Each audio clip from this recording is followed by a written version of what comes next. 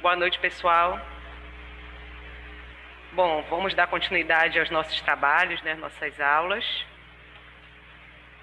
com conteúdo para a segunda verificação de conhecimentos. Hoje nós vamos falar sobre a teoria cromossômica da hereditariedade. Certo? Boa noite, Christian.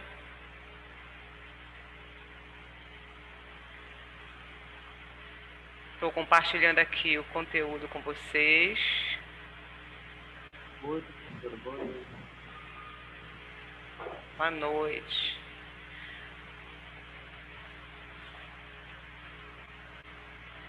Bom, então hoje a gente vai falar sobre um assunto bem interessante e para quem entendeu o mendelismo e entendeu a aula de divisão celular, de ciclo de divisão celular, principalmente no que diz respeito à parte da meiose, não terá dificuldade nessa aula, ok?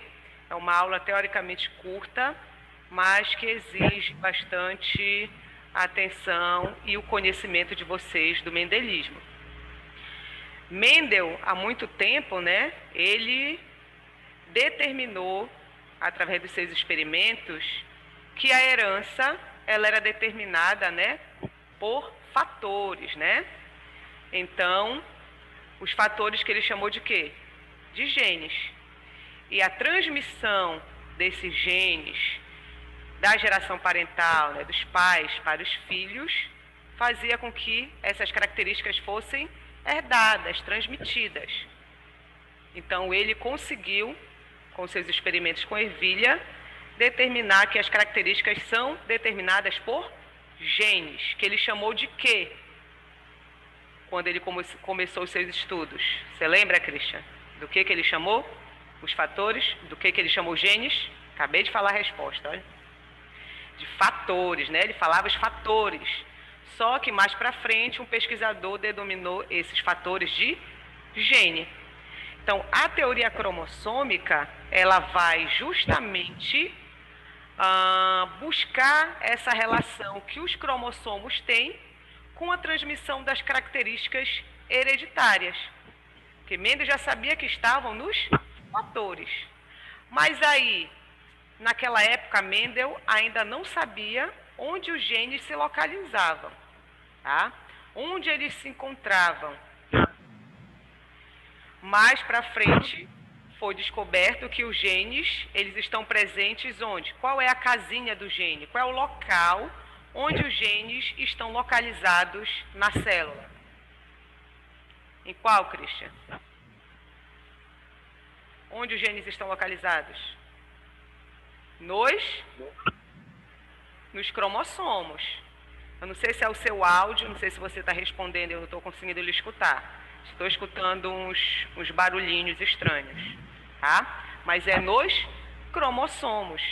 Então, para que a gente possa entender a herança relacionada aos cromossomos, basta a gente entender como os cromossomos eles são transmitidos dos pais, né, da geração parental, para a sua prole, né, para os seus filhos, para as suas gerações futuras. Então, é isso que a gente vai conversar hoje. Antes da gente entrar propriamente dito na parte da teoria cromossômica em si, a gente tem que lembrar qual é a estrutura do cromossomo, né? Qual é a estrutura desse aparato, né, hereditário. Do que ele é formado. Aqui nessa figura esquemática a gente pode ver as vários estágios de compactação do material genético. Tá? Aqui nós temos a fibra de 2 nanômetros, que é uma fibra, uma molécula de DNA aqui, tá? Uma região curta do DNA. Porém, quando a célula ela começa a se preparar para se dividir, esse material genético ele tem que se compactar, né? Ele tem que se compactar cada vez mais para que não possa haver erros no processo de divisão e nem mutação ao final desse processo, né? Imaginem que moléculas de DNA filamentar, que é a forma em que o material genético se encontra em células que não estão em divisão, né, em células interfásicas, elas fossem se dividir com o material genético nesse estágio. Parece fios de cabelos emaranhados no núcleo, porque é assim que eles estão, tá? É assim que o DNA está. Quando chegasse lá na anáfase, o que poderia ocorrer?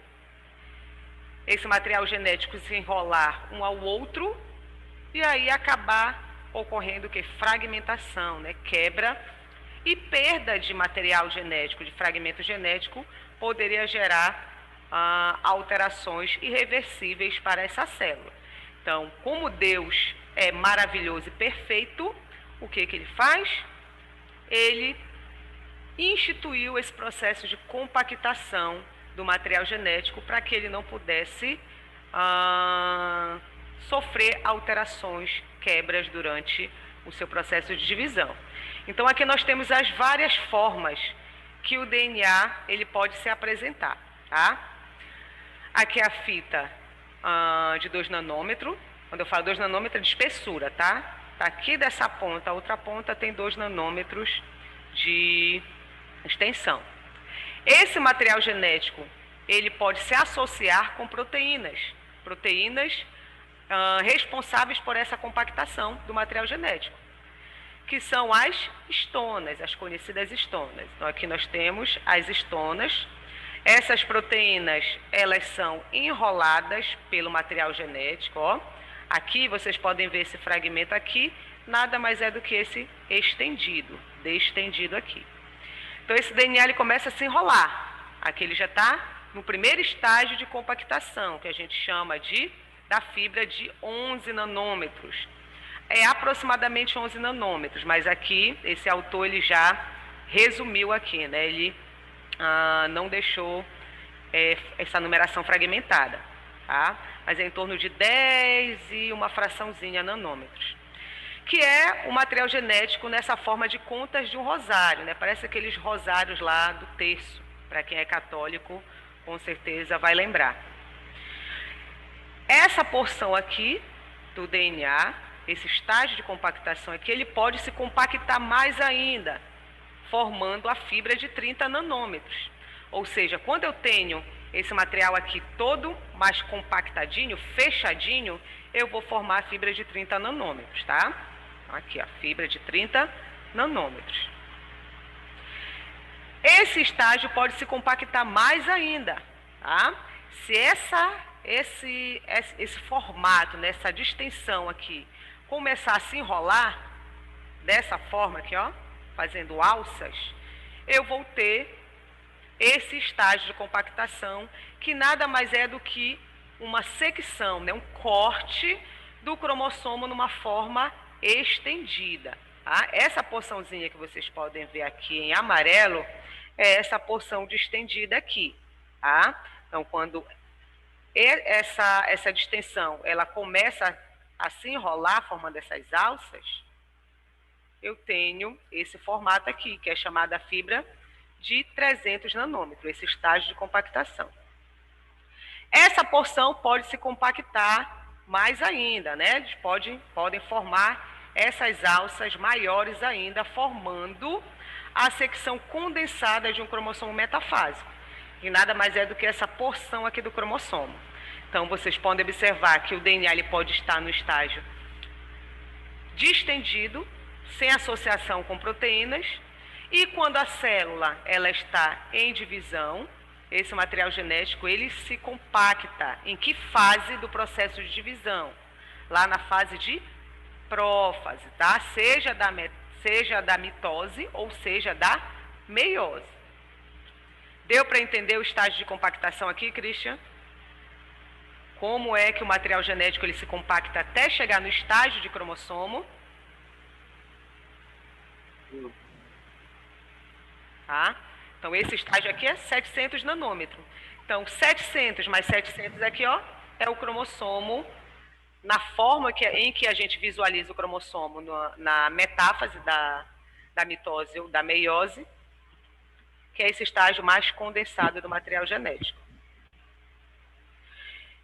E aqui eu trouxe para vocês o cariótipo humano, para mostrar esses cromossomos num cariótipo. E o que é esse cariótipo? Nada mais é do que um registro fotográfico dos cromossomos que compõem uma espécie.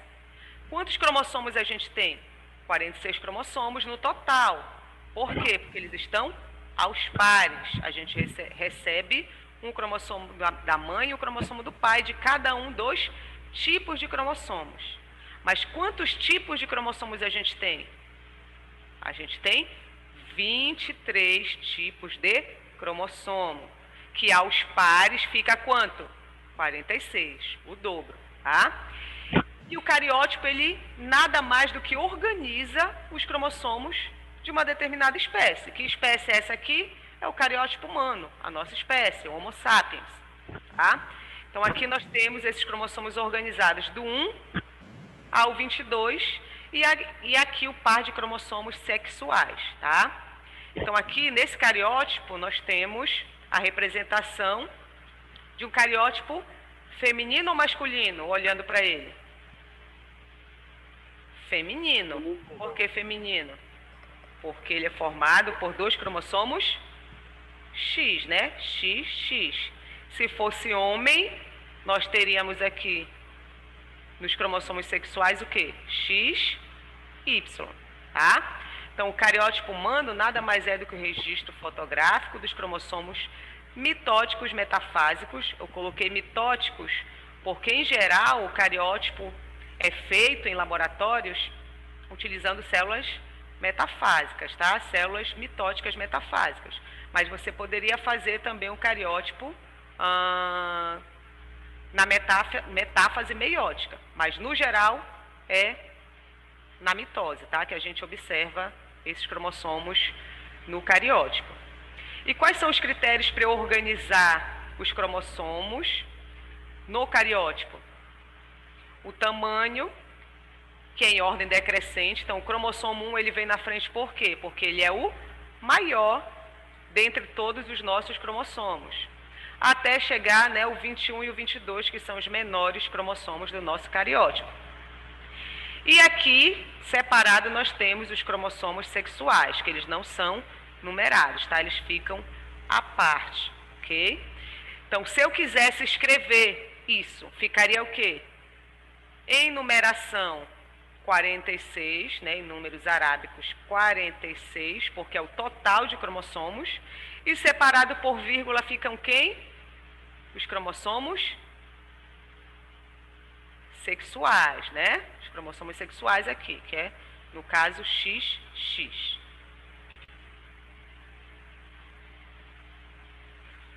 Vamos falar um pouquinho agora sobre a determinação do sexo em diferentes espécies. Ok? Por que a gente vai falar sobre a determinação do sexo? Porque a teoria cromossômica, ou seja, a relação entre a transmissão das características hereditárias e o cromossomo, ela se deu justamente com a descoberta de genes presentes em cromossomos sexuais.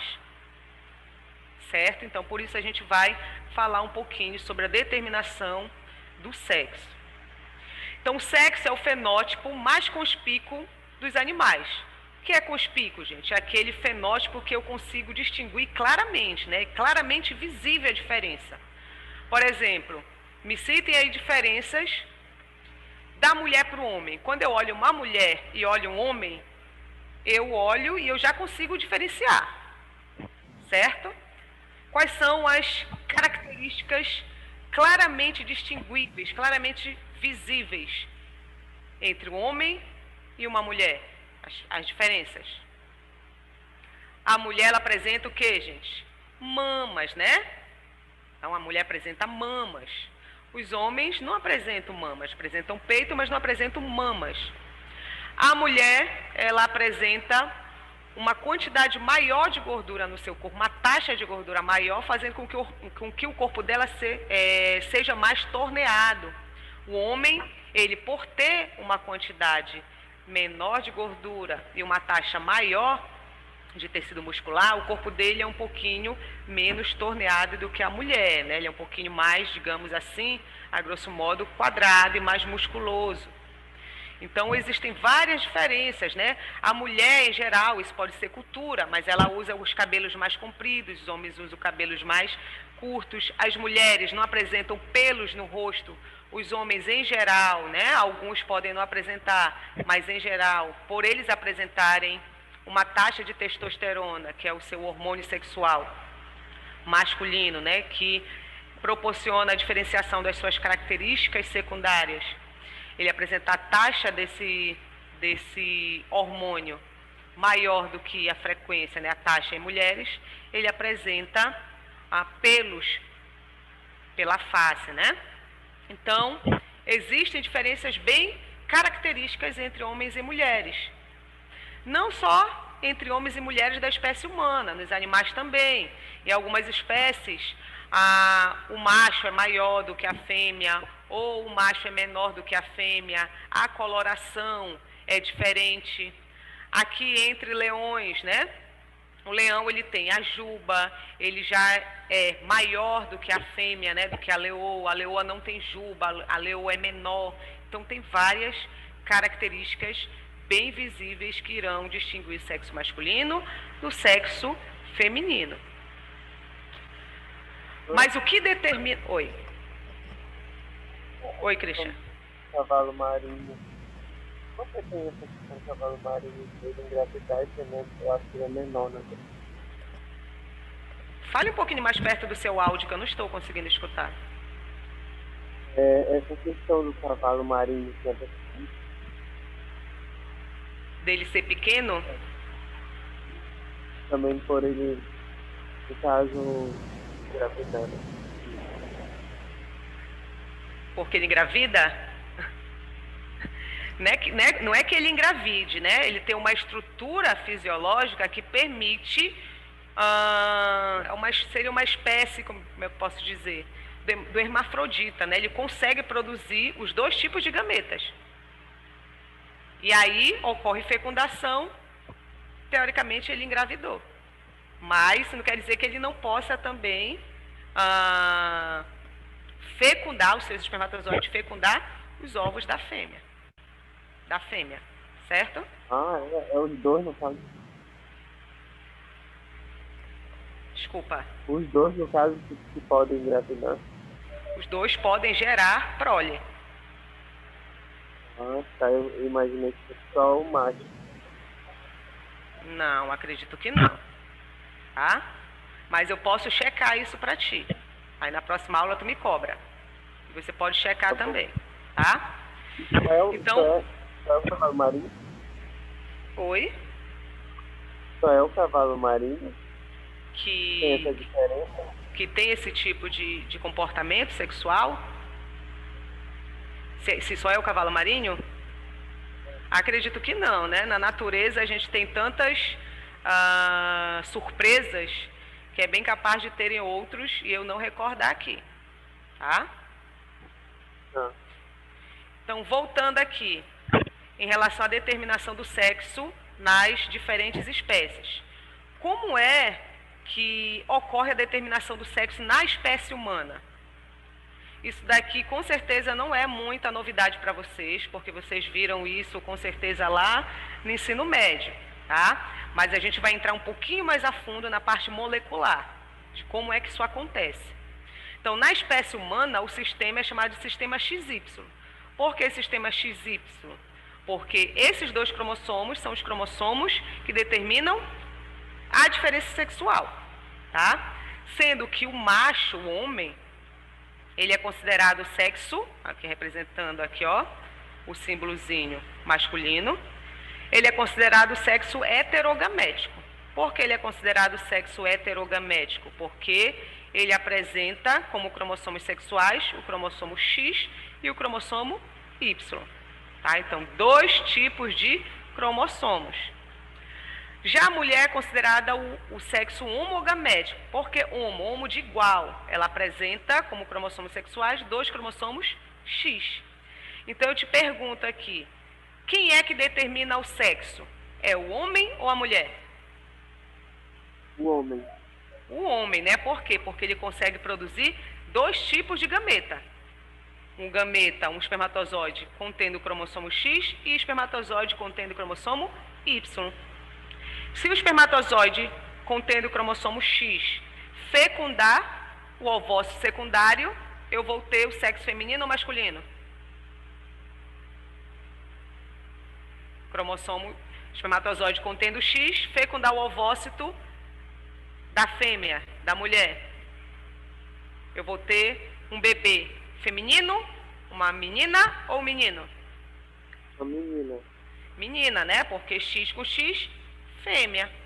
Agora, se o espermatozoide contendo o cromossomo Y fecundar o ovócito secundário da mulher, eu vou ter o quê? Macho, né? Um menino. Então, quem está determinando aí é o sexo masculino. É o homem, porque ele produz 2 tipos de gameta, 2 tipos de espermatozoide, né? Oi. Oi, Christian. Professor.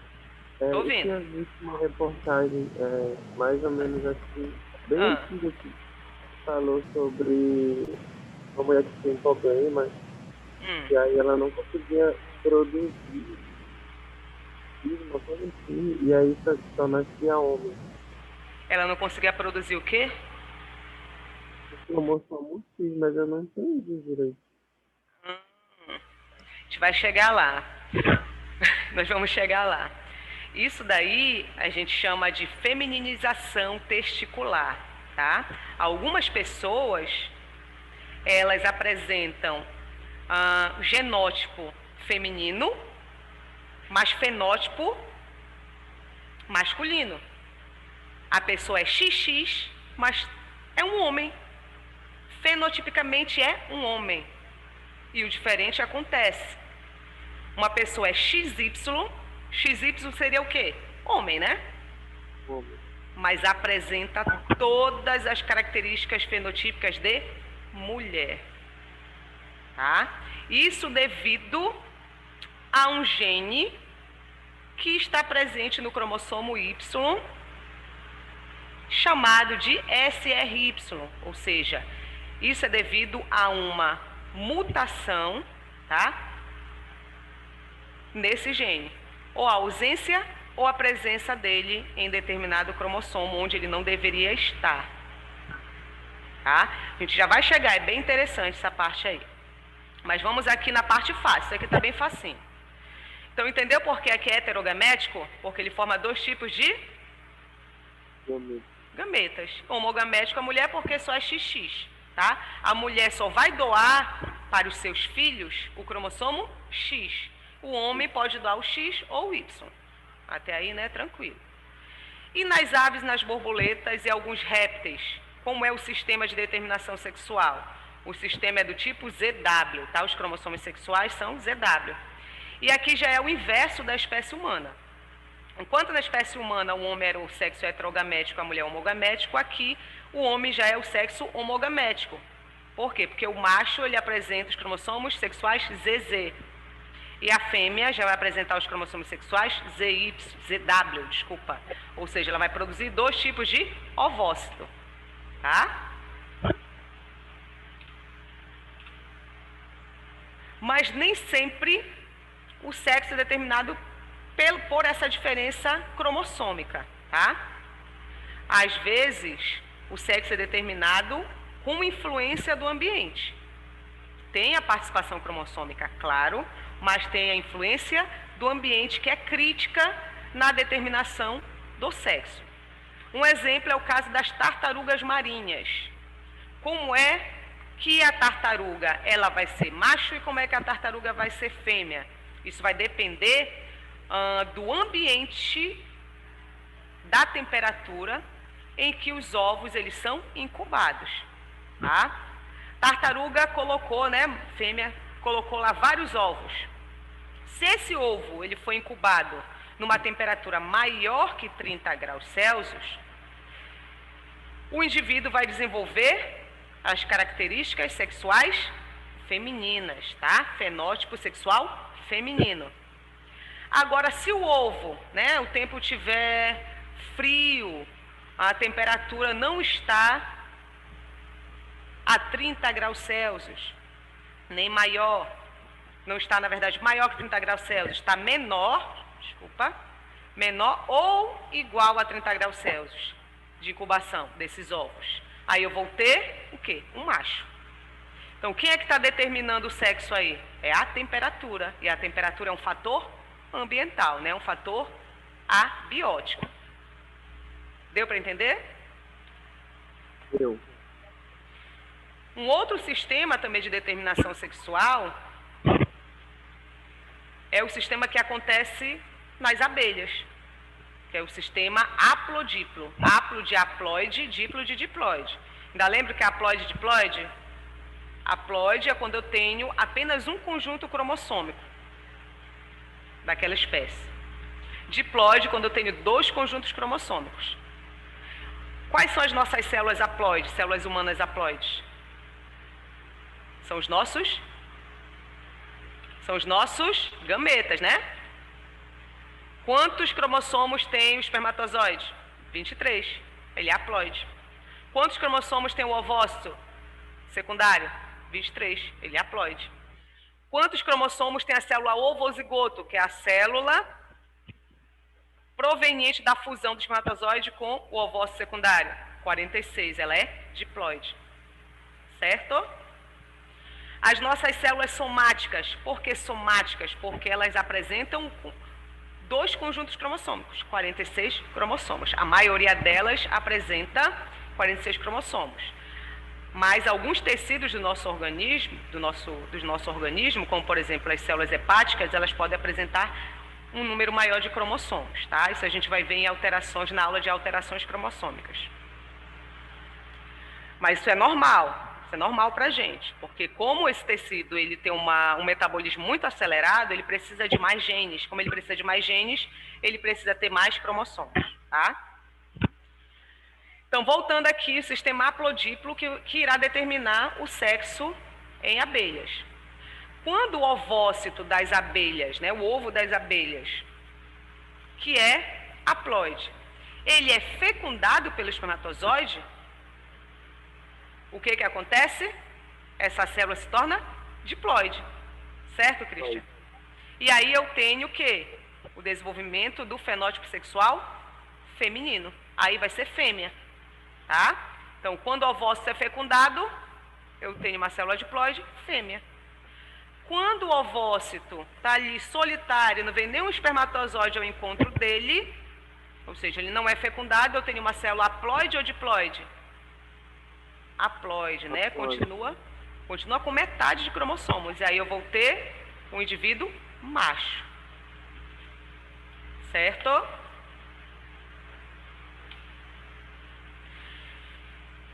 E agora, né, que a gente já falou um pouquinho sobre determinação sexual, vamos entrar mais a fundo na questão da teoria cromossômica da hereditariedade, né?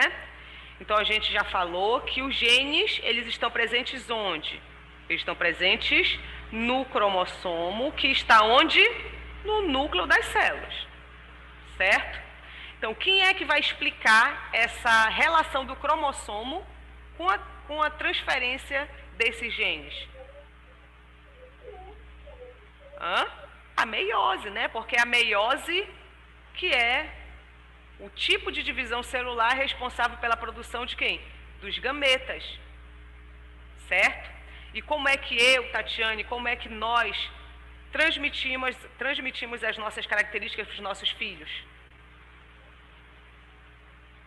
Por meio de quê?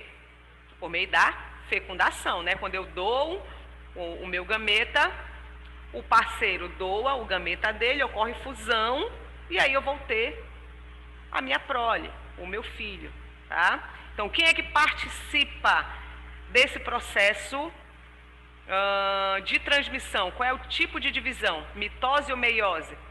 É a meiose, tá? Então, a meiose, ela vai ajudar a entender a teoria da herança, né? A relação do cromossomo aí com a transmissão das características hereditárias, a herança. Então, a meiose explica tanto a primeira e a segunda lei de Mendel. Ainda lembra a primeira lei de Mendel? O que diz a primeira lei de Mendel? Que os alelos gênicos, eles se separam, né? Eles se segregam durante a formação dos gametas. Então, é a lei da segregação dos alelos, certo? E a segunda lei de Mendel diz que alelos de genes diferentes, digamos o gene A e o gene B, eu tenho genes diferentes. E cada gene, ele está na forma de quantos alelos, Christian? 2 alelos. Então, alelos de genes diferentes, eles se distribuem de forma independente lá na meiose também.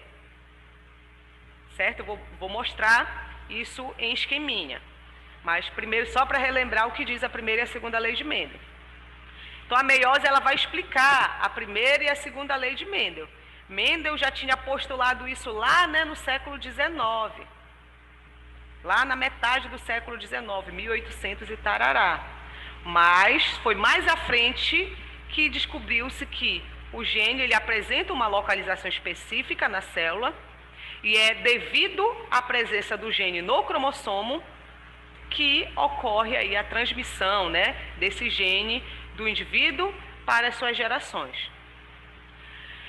Então, tem início com a duplicação dos cromossomos, antes de entrar em meiose, né? Essa transmissão dos genes tem início com a duplicação do cromossomo.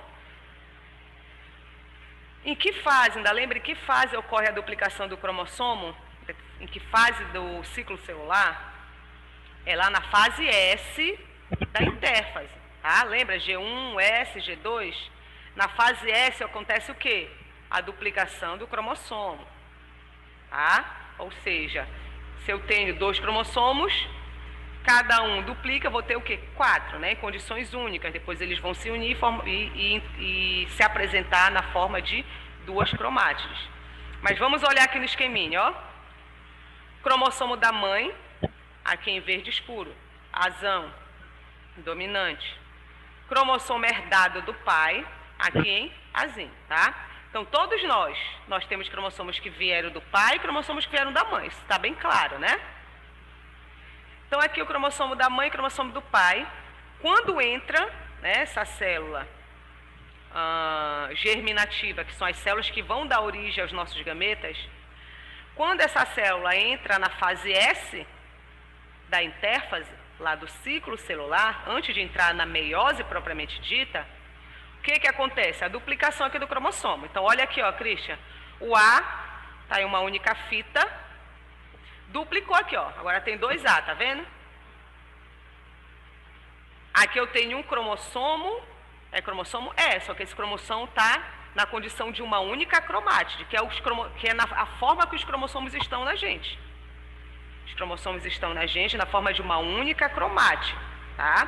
Ele só vai estar na forma de 2 cromátides quando ele é duplicado, quando a célula entra em divisão, certo? Então, aqui eu tenho, ó, A, porque ele foi duplicado, e aqui, ó, o Azinho também foi duplicado, tá? Só que esses cromossomos, eles se unem formando um único cromossomo em condição dupla, tá? Então, duplicou. Depois disso, vou te mostrar já já. Depois disso, o que acontece? A célula vai entrar em meiose. Aí entra em prófase, todas as fases da prófase e da meiose, que eu não vou repetir aqui porque tem em aulas anteriores, vocês podem pegar esse material e revisar, tá? Mas quando chega lá na anáfase da meiose 1, o que acontece em toda a anáfase? Migração, né? Que no caso da meiose 1, a anáfase da meiose 1 ocorre a migração dos cromossomos homólogos. Esse cromossomo aqui, ó, vai se separar desse. Tá acompanhando, Christian? Christian? Então, esse cromossomo aqui, que está na forma de 2 cromátides, vai se separar desse outro cromossomo que também está na forma de 2 cromátides. E esse é homólogo desse, tá? Por que homólogo? Porque eles têm formas iguais, conjuntos de genes que determinam uma determinada característica, com alelos que podem ser iguais ou diferentes, tá? Digamos que esse aqui seja o cromossomo 1. O cromossomo 1 da mãe e do pai é homólogo um do outro. O 2 é homólogo um do outro, tá? Então, eles vão separar. Quando eu separo esse aqui para uma célula e esse aqui para outra célula, o que eu estou fazendo com os alelos? Estou separando o alelo azão do alelo azinho. Tá? Então, a divisão anáfase da meiose 1, ela explica a primeira divisão, a primeira lei de Mendel.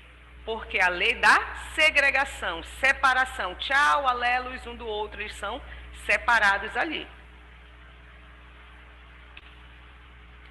Então, aqui só relembrando a primeira lei de Mendel, que eu já até falei para vocês. Então, a primeira lei diz que os alelos, eles se separam de seu par, tá? Durante a meiose.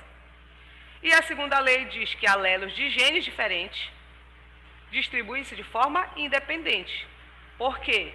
Os cromossomos homólogos, na hora lá da metáfase, eles podem parear de forma aleatória, tá? Não tem uma determinação de que os alelos dominantes, cromossomos com alelo dominante, só ficarão organizados de um polo e os alelos recessivos em outro, tá? Eles se organizam de forma aleatória, o pareamento.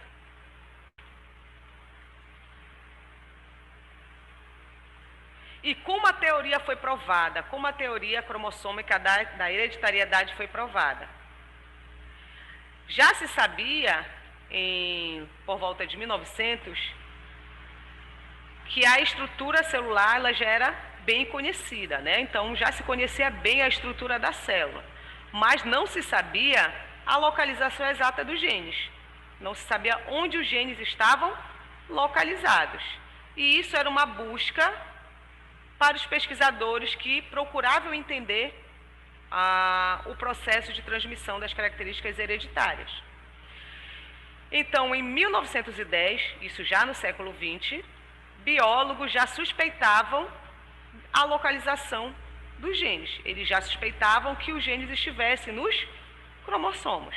Tá? Então, eles tinham essa hipótese. Acho que os genes não estão em qualquer lugar da célula, eles estão nos cromossomos que estão no interior do núcleo.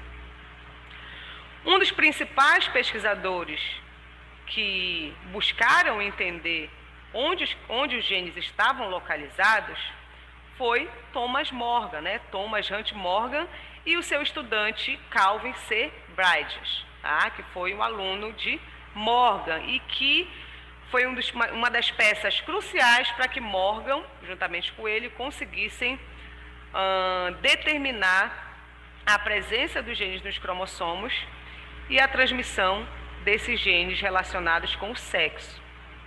Então, Thomas Morgan, ele suspeitava que os genes que determinavam o sexo, ou seja, os genes que eram determinantes para a diferenciação sexual, eles estavam contidos nos cromossomos. E aí ele começou a procurar uma forma de explicar isso. E aí o seu estudante, Calvin Bridges, conseguiu provar a teoria. De que forma? Ele começou a estudar, a pesquisar um gene que apresentava um alelo mutante. Isso em moscas, tá? Ele começou a observar uma população de moscas. Thomas Morgan foi conhecido como, né, o laboratório dele, a Casa das Moscas. Foi um indivíduo que trouxe informações muito relevantes para a área da genética e para a área do processo de transmissão de características hereditárias com o seu trabalho com moscas, tá? Então, ele conseguiu provar porque ele percebeu numa população de moscas que apareceu algumas moscas que apresentavam olhos brancos. A maioria das moscas apresentavam olhos vermelhos, mas apareceram algumas moscas com olhos brancos, tá? Ou seja, esse olho branco, essa característica, seria uma característica recessiva, em decorrência da mutação no gene, no alelo selvagem, né? Que é aquele alelo que se expressa de forma mais contundente ali na população, tá? Então ele rastreou, ele foi estudar esse alelo mutante para a cor do olho em Drosophila, que são as moscas das frutas. Em um cromossomo morfologicamente distinguível, Ele viu, né, que as moscas tinham cromossomos diferentes dos outros, que ele chamou de cromossomo X. Vamos ver aqui o experimentozinho dele.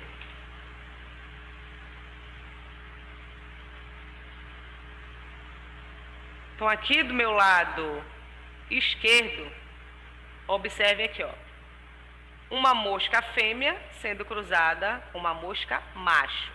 A mosca fêmea de olhos vermelhos e o macho com olhos brancos. Quando essa fêmea cruzou com o macho branco, né, ele queria saber, ver aí como seriam os filhos, como seria a prole do cruzamento dessa fêmea com esse macho, com uma característica diferente do restante da população. E o que foi observado na geração F1? Que todos os filhos, né, toda a prole, todas as moscas que nasceram apresentavam olhos de que cor, Christian? Da cor vermelha. Né?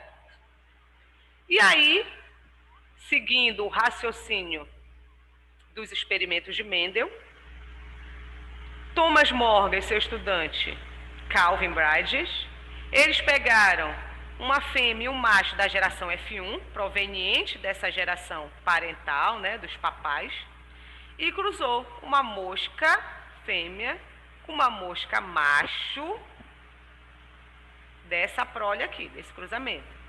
E foi observar os filhos, né? Foi observar aqui a prole proveniente da geração F1, ou seja, a geração F2.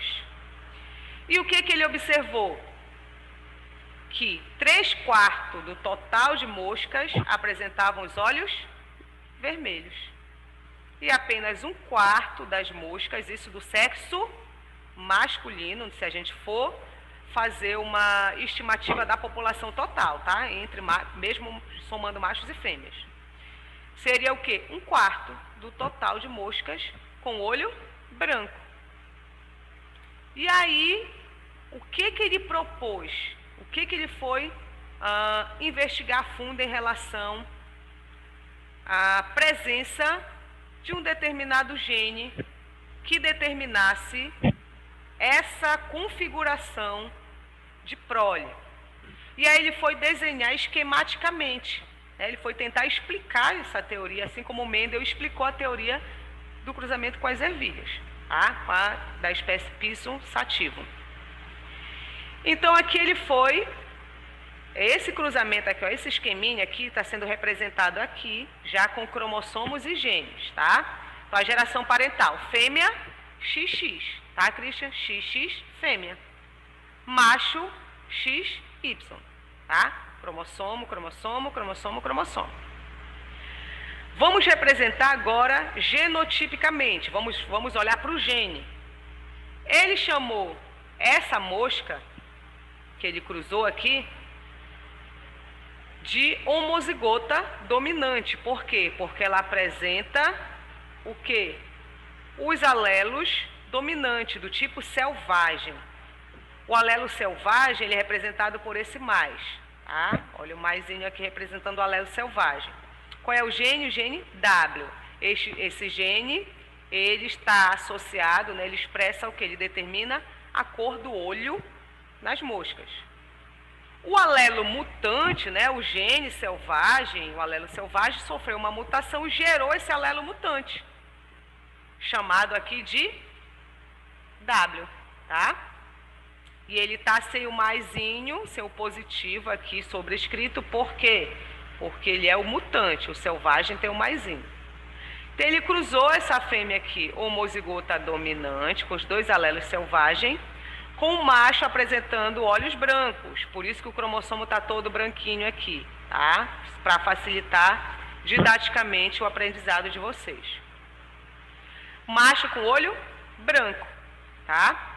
E aí ele supôs que esse alelo mutante estaria localizado, tanto mutante quanto selvagem. Em que cromossomo? No cromossomo X, tá? E aí o que ele foi observar aqui na geração F1? Que 50% das fêmeas apresentavam o olho que? Vermelho, tá? Mas qual é aqui o genótipo dela? W mais Wzinho. Por quê? Porque ela recebeu um X da mãe, né? Que só doa o quê? O X contendo W mais, com o X do pai contendo o Wzinho mutante, né? O alelo mutante. Então aqui eu tenho uma fêmea com olhos vermelhos, porque o alelo selvagem ele é dominante em relação ao alelo mutante. Deu para entender? Porque essa fêmea tem olhos vermelhos? Deu. Deu? Só que ela é portadora de quem? Do alelo mutante. Ele está aqui. Mas ela expressa a característica olhos vermelhos porque ela tem um alelo selvagem, ele é dominante em relação ao mutante. Então, 50% apresentou essa configuração. E 50% dos machos apresentaram olhos vermelhos. Por que os machos apresentaram olhos vermelhos, Christian? Porque o pai, ele só doa o quê para o macho? O cromossomo Y. E o alelo que determina a cor do olho está no cromossomo o quê? X. E o X ele recebeu de quem? Da mãe. E a mãe não apresenta o alelo mutante, tá? Então, o macho vai apresentar olhos de cor vermelha também, aqui na geração F1. 50% das fêmeas de olhos vermelhos, como vocês podem observar aqui, ó. Tudo de olho vermelho, macho e fêmea, tudo de olho vermelho. Só que as fêmeas, elas não eram homozigotas dominantes, elas eram heterozigotas, portadoras do gene mutante. Por isso, quando ele cruzou a fêmea, uma fêmea e um macho da geração F1, o que deu aqui, ó? 50% das fêmeas com olhos vermelhos e 25%, se a gente for olhar só a população de machos, tá? 50%, ou desculpa, 100%, porque aqui a gente vai aprender a analisar de uma forma diferente, tá? A gente vai olhar para a população de fêmea e vamos olhar para a população de macho como sendo 100%, tá? Então aqui 100% das fêmeas apresentam olhos de cor o quê? Vermelha. E aqui em relação aos machos, 50% dos machos apresentaram olhos vermelhos e 50% dos machos apresentaram olhos brancos. Por quê, gente? Por causa do cruzamento. Vamos cruzar aqui para ficar mais fácil para vocês, olha. Porque essa fêmea aqui, ela é W mais W mais. Porque ela recebeu, vamos cruzar aqui, ó. O X vermelho com esse X vermelho aqui. O macho, ele só está doando o quê? W mais, o alelo selvagem. Então, X vermelho com o X vermelho daqui dá XX vermelho com o alelo selvagem. Então, aqui olhos o quê? Fêmea de olho vermelho. Aqui, se a gente for fazer na ordem, esse seria cruzado com o cromossomo Y, tá? Então, W mais com o Y dá o quê? W mais Y. Mas para ficar didático, separa as fêmeas dos machos. Eu já cruzei esse W com os dois. Agora eu vou cruzar o branco, contendo o alelo mutante, que determina mosca com olhos brancos. Então, W com o W mutante com o W selvagem vai dar o quê? Uma fêmea, né? XX, uma fêmea com olhos vermelhos. Ah, mas essa fêmea ela é portadora, ela tem um alelo mutante. E aqui o branco cruzado com o cromossomo X branco com o cromossomo Y vai dar o quê? Um macho com o alelo mutante, logo ele apresenta olhos vermelhos ou brancos? Brancos.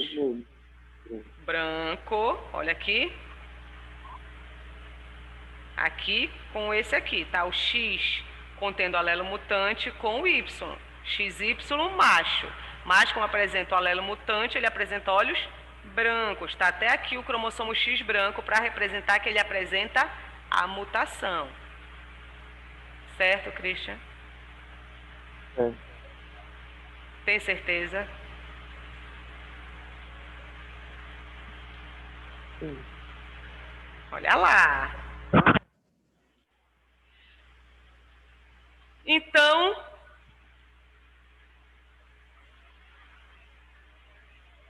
aqui a gente pode explicar a teoria cromossômica para a primeira lei de Mendel, né? Que diz a primeira lei de Mendel?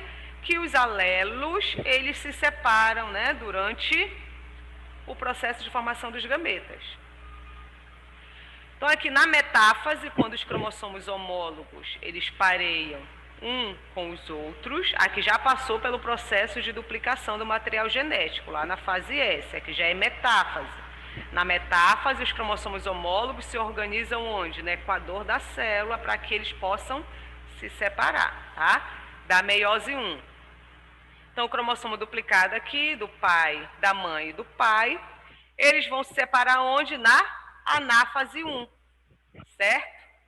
E aqui o alelo, o azão, ele vai para um polo da célula, vai formar uma única célula, e o alelo azinho vai para outra célula, porque eles se separaram. Lembram que na meiose existem quantas divisões, Christian? 2. Meiose 1 e a meiose 2, para poder reduzir o número de cromossomos à metade, tá? Então, a teoria cromossômica para a primeira lei de Mendel é explicada dessa forma, né? A separação dos cromossomos homólogos durante a anáfase 1 da meiose 1.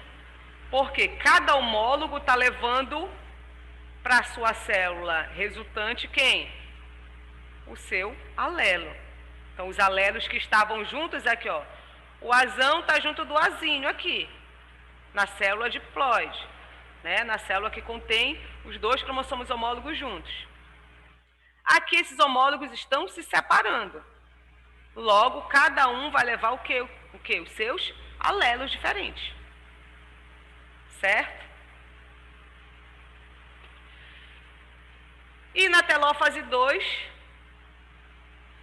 esses cromossomos aqui, as cromátides irmãs serão separadas, né? O cromossomo está em condição de 2 cromátides, tanto nessa célula quanto na outra.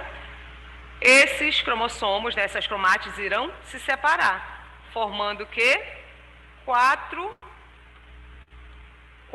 células, cada uma com um conjunto cromossômico. Aqui a gente está representando apenas um único cromossomo. Então, imaginem que no lugar de um único cromossomo, um tipo de cromossomo, eu estou usando os 23 tipos de cromossomos. Então, cada célula dessa na espécie humana teria quantos cromossomos? 23 cromossomos em cromátide única, tá? Em condição única, que é a forma normal dos cromossomos das nossas células. Quando é que eles vão estar na condição de 2 cromátides? Quando a célula duplica o material genético para se dividir. Então, concluindo aqui a teoria cromossômica para a primeira lei de Mendel, ou seja, como a primeira lei de Mendel é explicada. Portanto, a primeira lei de Mendel está baseada onde? Na separação dos cromossomos homólogos, na anáfase 1 da meiose 1, que é o momento em que os alelos do par de homólogos, segregam-se, né? Separam-se um para cada célula resultante da meiose 1, tá? Da primeira divisão meiótica. O que a gente observa aqui, ó, tá? A separação do azão dando adeus ao azinho. Ok? E como é que a segunda lei de Mendel é explicada? A primeira lei de Mendel já foi explicada pela presença do gene lá no cromossomo, dos alelos gênicos no cromossomo. E a segunda lei, que diz que alelos presentes em genes diferentes se distribuem de forma independente, tá? De genes diferentes e localizados em cromossomos diferentes. Vamos olhar aqui, ó, nesse esqueminha. Parece complexo, mas ele não é difícil, ele é fácil. Isso pode se dar, né, de 2 formas. Olha aqui, eu tenho 2 tipos de cromossomos agora. Quantos tipos de cromossomos eu tinha lá naquele meu primeiro esquema, Cristian? Eu só tinha o cromossomo A, né? Que tem os alelos A, esse cromossomo aqui. Agora eu tenho o cromossomo que contém os alelos, o gene B. Então eu tenho 2 genes diferentes. o A, e tem o gene B, que estão presentes em cromossomos diferentes, representados por cores diferentes, verde e roxo, tá? Esse cromossomo aqui, esses cromossomos aqui foram herdados de quem? Da mãe. E esses cromossomos aqui herdados do pai. Essa célula está em metáfase também, tá? Qual metáfase? Metáfase 1 também, tá? Lá na meiose 1, que é quando nós temos a separação dos homólogos, né? Quando os homólogos se organizam para se separar. Aqui eu tenho, ó, 2 cromossomos diferentes, genes diferentes. Vamos ver como é que vai ser a migração e a formação dos gametas? Então, tem aqui a separação, ó, do alelo A e o alelo B para uma célula. Está acompanhando, Christian? Alelo A, alelo B para essa célula. Para outra célula foram os alelos recessivos. Azinho e Bzinho. Tá? Essa é uma forma de pareamento dos cromossomos aqui. Mas esses cromossomos, ao invés de parearem dessa forma aqui, azão, bezão de um lado e azinho, bezinho do outro lado, como é que eles poderiam parear? Azão com bezinho de um lado e azinho com bezão do outro. Observou aí que tem duas formas ou várias combinações de formas dos cromossomos homólogos parearem na metáfase? E isso vai resultar em combinações diferentes de alelos, aonde? Na minha célula final. Tá? Então, se o pareamento for dessa forma aqui, ó, azão, bezinho, azinho, bezão, quando esses cromossomos homólogos se separam aqui na anáfase 1, da meiose 1, claro, se a anáfase 1 é da meiose 1, a gente está falando de meiose, como é que eu vou formar as minhas primeiras células resultantes da meiose 1? Olha aqui a combinação de cromossomos e alelos. Eu vou ter o alelo A junto do alelo Bzinho. Não está diferente daqui? Está diferente, Christian? Aqui eu tenho azão, bezão, azinho, bezinho. Nessa célula, com essa disposição de pareamento, né? Esse pareamento aí aleatório, eu formei células com uma organização alélica diferente. Agora eu fiquei com um indivíduo que tem o alelo azão e o alelo bezinho numa célula. E a outra célula eu tenho o alelo azinho e o alelo bezão. Ok? E quando elas vão se separar? Lá na anáfase 2 da meiose 2, né, resultando aqui nessas células, quando eu já tenho o final da telófase 2, eu vou ter combinações também diferentes aqui dos gametas. Aqui eu só tenho o gameta, ó, metade tem o quê? É o homozigoto dominante para os dois alelos e metade dos gametas é o homozigoto recessivo para os dois alelos. Aqui eu já vou ter heterozigotos, tá? Azão, bezinho e aqui azinho, bezão. Certo? Então, a segunda lei de Mendel, ela é explicada também por esse comportamento do cromossomo na primeira divisão meiótica, né? Na anáfase da primeira divisão meiótica, ou seja, alelos de genes diferentes, ele se distribui de forma independente por causa do pareamento aleatório dos cromossomos homólogos. Como a gente pode concluir aqui, ó. Portanto, a segunda lei de Mendel está baseada aonde? No alinhamento, né, no pareamento aleatório de pares diferentes de cromossomos homólogos.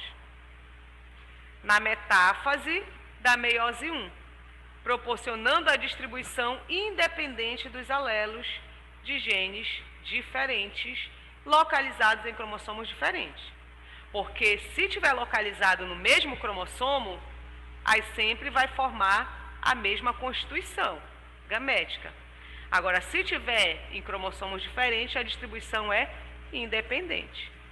Ok? Sim. Certo? Então, a primeira parte da aula a gente finalizou, tá? Que só para concluir. Desta forma, os experimentos de Mendel, ou seja, os princípios da segregação e da distribuição independente, podem ser interpretados de acordo com o comportamento meiótico dos cromossomos. Tá? Lá na meiose 1, né? Na metáfase, a organização, e a separação deles ali na anáfase da meiose 1. Ok? Então, essa é a primeira parte da aula. Como essa aula é curtinha, a gente vai iniciar uma segunda aula. Tá? Só interromper e vamos iniciar a segunda parte.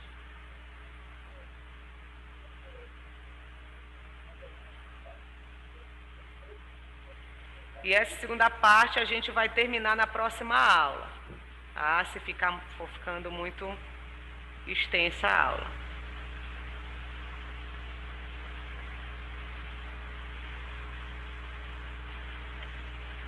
Professora, só não tenho mais uma dúvida. Diga. Sobre lá o cruzamento dos alelos. Oi? Também a questão do alelo.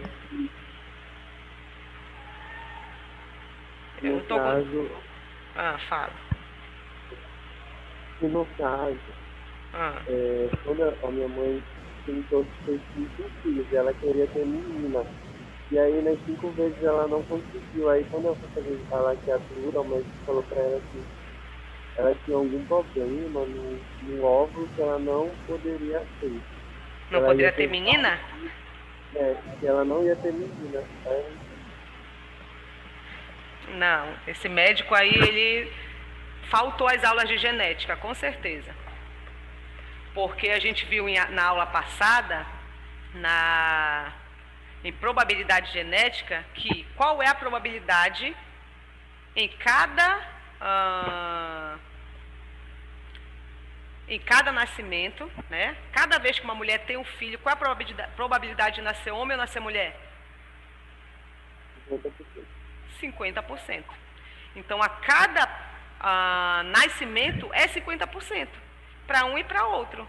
Só que a sua mãe, ela sempre teve meninos. É só menino que ela tem, né? Só homens.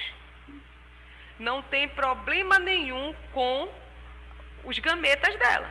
Até porque ela só produz o quê? X. Não é isso? Quem é que vai produzir XY? É o homem. Né? Então, o espermatozoide Y gera homem e o espermatozoide X vai gerar mulher. Só que nessa probabilidade ela sempre teve o quê? Filhos homens. E ela poderia continuar tentando o resto da vida dela, que ia ter a mesma probabilidade. Ela poderia ter 10 filhos e todos poderiam ser homens. Ou aparecer alguma menina, ou começar a nascer menina. Isso é probabilidade, não existe questão de problema. Só tem homem porque tem um problema. Só tem filhos do sexo feminino porque tem um problema genético. Não. Os ovócitos dela, contendo o cromossomo X, estão lá, esperando pela fecundação. Agora, se no momento lá que os espermatozoides estão indo em direção ao ovócito, o Y está chegando sempre mais rápido, é uma questão de probabilidade mesmo. E o Y também, o cromossomo Y, por ser um cromossomo já, o espermatozoide, né? Por ser um cromossomo do cromossomo Y, há algumas teorias de que ele seja mais leve, ele tenha uma agilidade maior, mas isso não é algo que irá determinar um problema de que a sua mãe tenha algum problema e por isso ela gere só machos. Ou que o seu pai tenha um problema. Não. Mas não tem uma doença, não tem alguma coisa? Alguma doença que possa influenciar que ela não tenha meninas?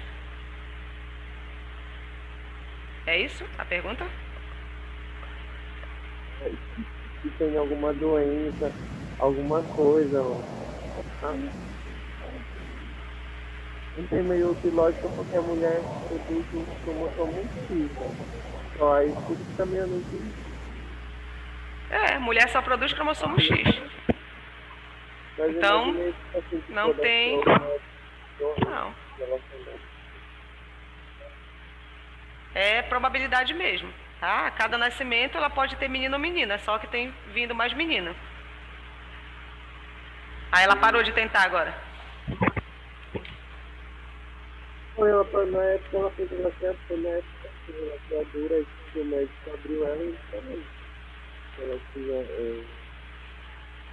Não sei, né? Ele teria que explicar isso para o genético. Não há problema nenhum que explique uma mulher só ter filhos homens. Não existe isso não. Ele está totalmente equivocado, faltou as aulas de genética.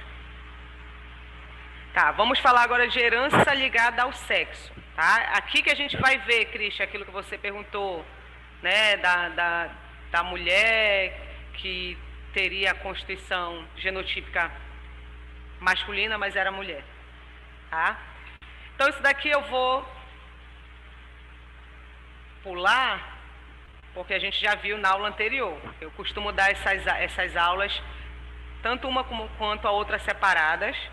E aí eu pego esses primeiros slides, utilizo os primeiros slides da aula passada para relembrar a questão da determinação sexual, mas como está fresquinho, a gente acabou de ver, é só para relembrar que o sexo é o fenótipo mais conspícuo, né, facilmente visível, né? Então as mulheres têm características bem diferentes e visíveis do homem, isso na espécie humana e na espécie animal, dos outros animais.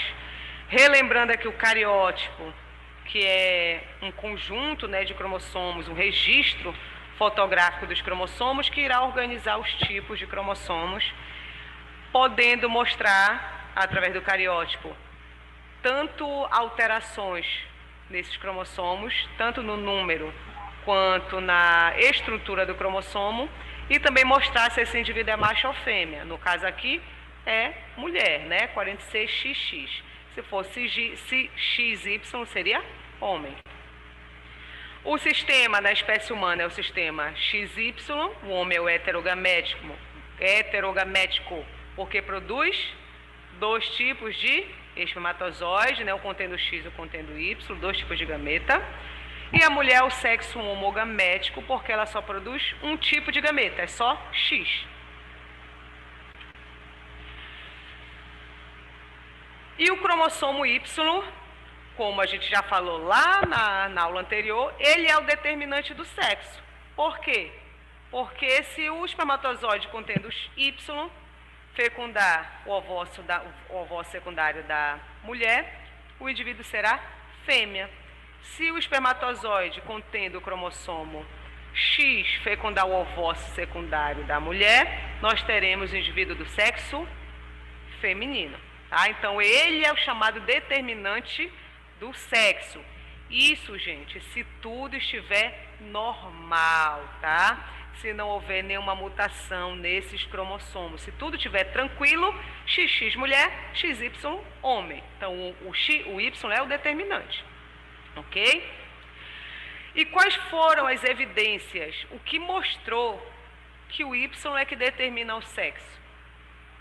Foram indivíduos com constituição genotípica, né, com cromossomos sexuais diferentes, que mostraram que quem determina o sexo é o cromossomo Y. Por exemplo, apareceu na população o indivíduo X0. X0 é uma mulher com a síndrome de Turner, né? É um indivíduo Turner.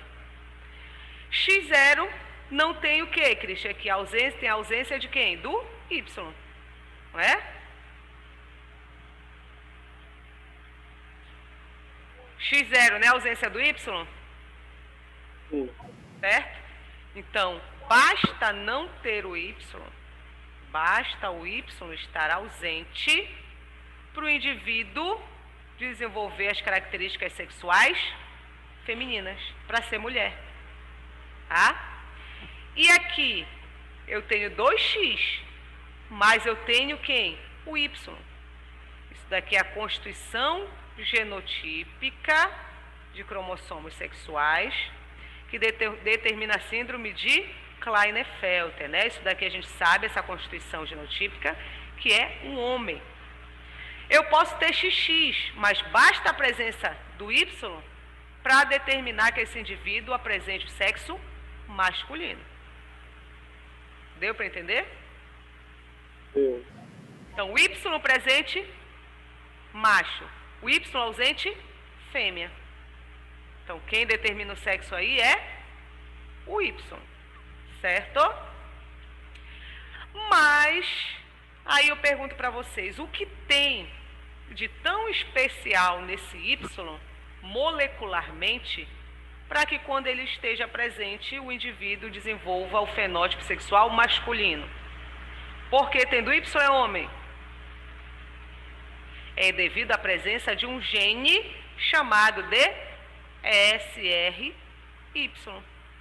tá?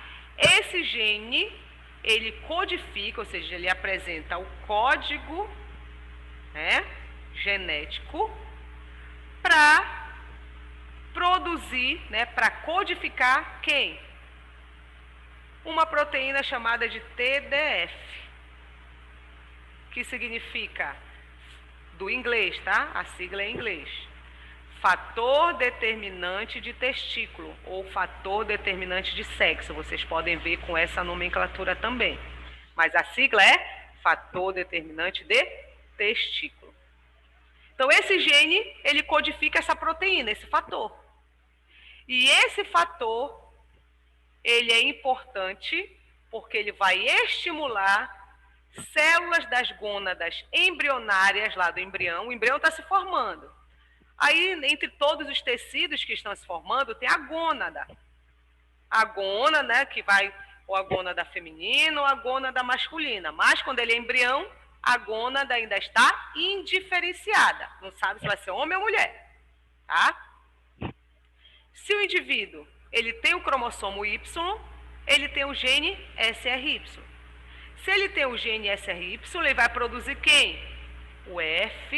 O TDF, fator determinante de testículo. E esse fator determinante de testículo, ele irá estimular células da medula, que são as células da porção central, da gônada embrionária, a se desenvolverem em testículo. O testículo é a gônada masculina ou feminina? Masculina. Masculina. Então, o TDF estimulou o desenvolvimento de testículo. Certo? E o testículo, como sendo uma gônada masculina, e é também considerado uma glândula porque produz hormônio, entre eles, o principal é quem? Testosterona, que é o hormônio sexual masculino. Mulher tem testosterona, sim ou não? Não. Sim. Tá? Sim. Mas a mulher apresenta testosterona numa taxa bem baixa. O homem não, ele tem uma taxa alta de testosterona porque ela é importante para o desenvolvimento das características sexuais secundárias no homem. Tá? Aparecimento de pelos na face, né, da barba, desenvolvimento da musculatura, né? O homem fica com uma musculatura mais desenvolvida que as mulheres, certo? E a maturação sexual do homem. Voz, né? Interfere aí, estimula o engrossamento da voz, a voz fica mais grave. Ok? Então, testosterona é produzida no testículo, certo? E aí, a testosterona sendo produzida em grande quantidade no testículo, ela irá estimular as células desse embrião a desenvolver as características sexuais masculinas. Aí o bebê vai ser macho. Certo? Então, o SRY produz TDF. O TDF estimula as gônadas embrionárias a se desenvolverem em testículo. Testículo produz testosterona. Tendo testosterona, eu vou ter o fenótipo masculino. Deu para entender? Sim. Olha esse esqueminha para ficar bem mais claro e didático para vocês. Aqui eu tenho XX. Esse indivíduo é macho ou fêmea? Fêmea. Fêmea. Aqui eu tenho XY. Indivíduo macho. Por que a fêmea é fêmea? Porque ela não tem o cromossomo Y. Porque o que está lá no cromossomo Y? O gene SRY. Certo? Então, a ausência do Y aqui, eu não vou ter o que, gente? O SRY. Não tendo o SRY, o que eu não vou ter? O TDF. Porque é o SRY que codifica o fator determinante de testículo. Tá? Então, na ausência de um cromossomo Y, não é produzido o TDF, porque o gene SRY está no cromossomo Y.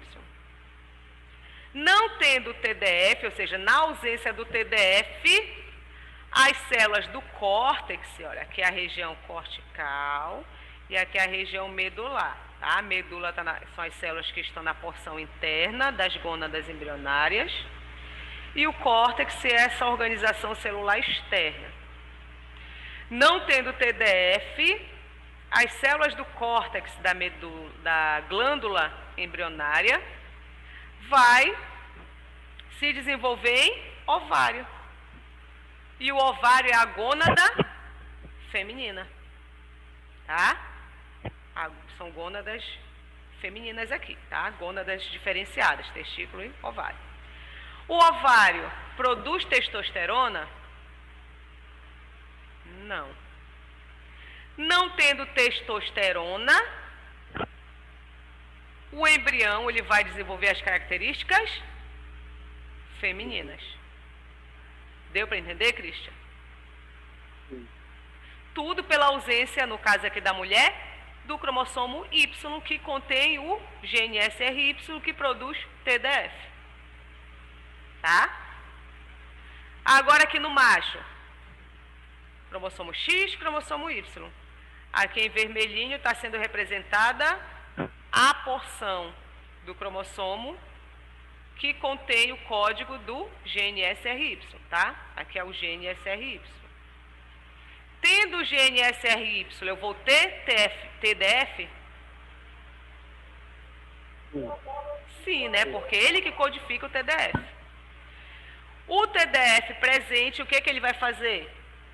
Estimular as células da medula, das gônadas embrionárias, a se desenvolverem em testículo, em uma gônada diferenciada masculina no testículo. O testículo produz o quê? Testosterona, que é um hormônio que inicia o desenvolvimento das características sexuais masculina. Certo? Então, entendeu por que é o cromossomo Y que determina o sexo? Porque ele que carrega, ele que leva para o filho ou para o seu filho, para a sua prole, o gene SRY. Certo? Mas agora eu te pergunto, imagina, já que a gente já entendeu a importância do gene SRY, o que aconteceria se o gene SRY fosse deletado do cromossomo Y? Tem o cromossomo Y lá. E o gene do SRY está ali presente. Digamos que esse gameta sofre uma mutação tá? Lá no processo meiótico. E aí ele perde o gene SRY.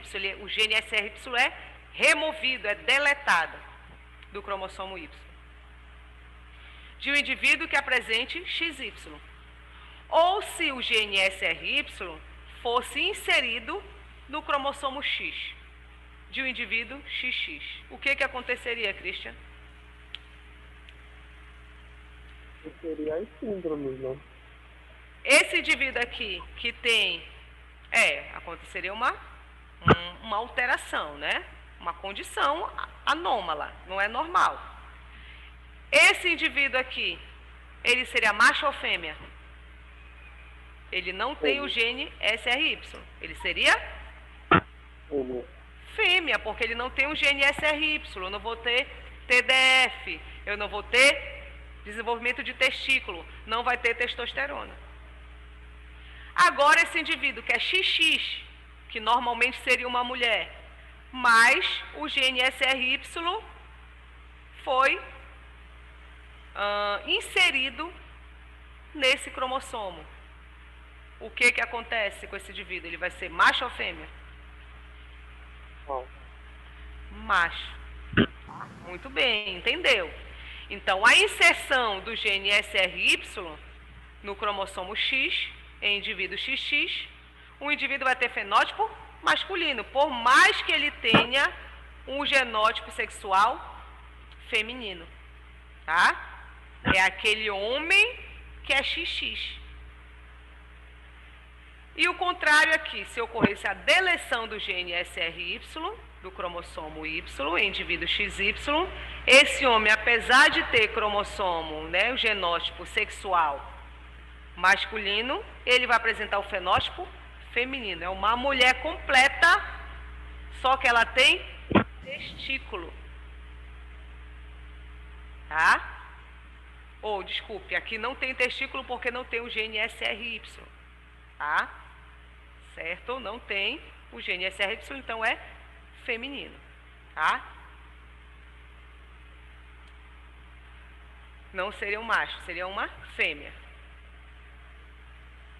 Olha aqui o esqueminha. Aqui é um macho XX. Por que é um macho XX? Porque ele tem o gene SRY. E aqui é uma fêmea XY. Por quê? Porque ela perdeu, esse indivíduo, perdeu o quê? O gene SRY. E aqui é um macho normal, XY, e tendo aqui o gene SRY. Certo? Sim ou não? Mas eu tenho mais uma informação para vocês. O gene SRY é muito importante para a determinação do sexo. A gente já viu aqui. Porém, o homem, né? O indivíduo do sexo masculino, ele precisa da mulher para ser homem. Ele depende da mãe para ser homem. Não basta a presença do SRY. Tá? Existe a testosterona, né? Numa condição normal, testosterona está lá, ela vai se ligar em receptores das células daquele embrião. Irá desenvolver o sexo masculino. Porém, o gene que codifica os receptores da testosterona, né, onde a testosterona vai se ligar, esse gene não está presente no cromossomo Y. Ele está presente no cromossomo X. E quem é que doa X para o filho? A mãe. É a mãe. Então, nenhum homem seria homem, pelo menos falando genotipicamente, se não fosse a mulher, se não fosse a mãe. Porque indivíduos que apresentam mutação no gene que codifica o receptor de testosterona, que vai acontecer? A testosterona não vai se ligar, não vai ter receptor. Não tendo receptor, a testosterona não se liga. A testosterona não se ligando, não estimulando a célula, o indivíduo não vai desenvolver características masculinas. Ele vai continuar com as características femininas. Certo? Vamos ver o esqueminha aqui.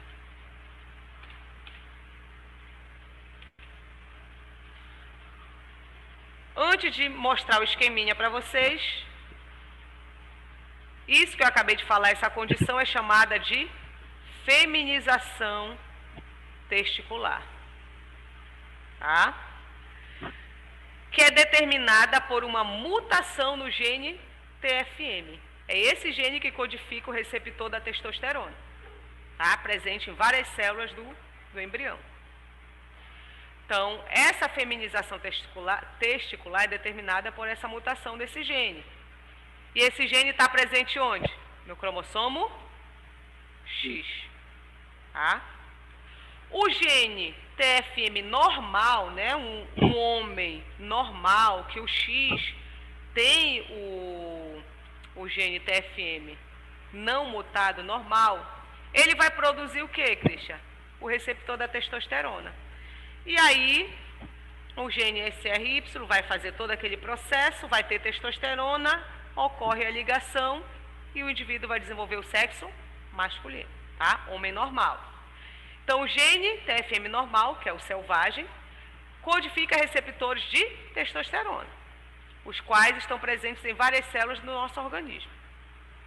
Aí, a testosterona, né, o complexo testosterona receptor ligado, envia uma mensagem lá para o núcleo da célula. E essa mensagem faz com que essa célula oriente a diferenciação para a aquisição das características masculinas. Tá? Indivíduo XY com mutação no gene TFM, olha, no momento lá da meiose, houve uma mutação, uma alteração genética na forma desse gene. Aí ele não vai produzir o que, Christian? O TFM, o receptor da testosterona. Não tendo receptor, não ocorre ligação testosterona-receptor, aí o indivíduo não vai desenvolver as características masculinas. Certo? Desenvolve características femininas ao invés disso. Olha aqui o esqueminha mostrando esse processo.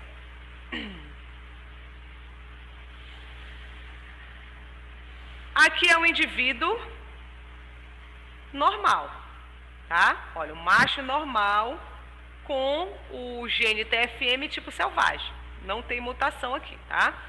Então, X, Y, o Y tem o SRY, o gene SRY, que codifica que proteína, Christian? O TDF, né, que é o fator determinante de testículo. Esse TDF, ele irá estimular quem? As células da medula a se diferenciarem em testículo. E o testículo produz a testosterona. A testosterona presente irá se ligar onde? No receptor de testosterona, que é codificado pelo gene TFM, que está presente no cromossomo X. Tá? Aí eu tenho o receptor e tenho a testosterona. Ocorre a ligação, né, a formação do complexo testosterona-receptor e a diferenciação, né, das características masculinas, homem normal. Tudo normal aí. Aqui, nesse caso, está tudo normal com o cromossomo Y. Onde está o problema? No cromossomo X. O gene TFM sofreu uma mutação. Se eu tenho SRY normal, eu vou ter testosterona também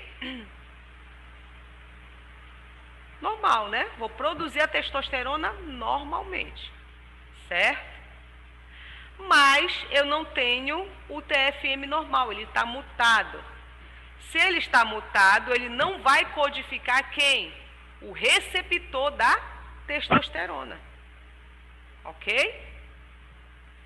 Não tendo o receptor da testosterona, ela não vai se ligar nesse receptor lá na célula, porque não tem o receptor. Não tendo essa formação, né, não tendo o receptor, não vai haver a ligação, formação de complexo testosterona-receptor. Logo, o núcleo da célula não vai receber a mensagem para estimular essa célula a desenvolver as características masculinas. Logo, a célula não recebendo essa mensagem, ela vai desenvolver que características, Christian? Características femininas. Então, aqui eu tenho macho fêmea, né? Genotipicamente é macho, fenotipicamente é fêmea, certo?